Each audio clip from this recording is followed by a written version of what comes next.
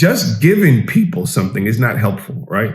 I think the Bible says, give something, teach a man to fish, and he'll be able to provide for the rest of his life, right? I believe in it, teach him to fish. So that's what we try to do, right? We give them some things to give them a little bit of air, but then we teach them how you get wealth and how do you keep that wealth.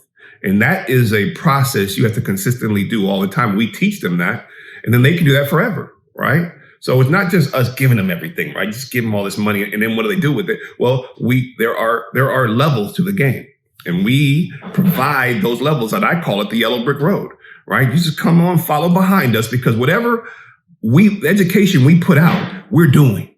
We are in that play, wherever that crypto play is, whatever that life insurance play is, whatever that real estate play is, we are in those plays working that wealth system. And that's the only thing that we will tell you to do is what we're doing. And so you as the customer have to make a decision. Do I want to do that? Do I want to take that risk?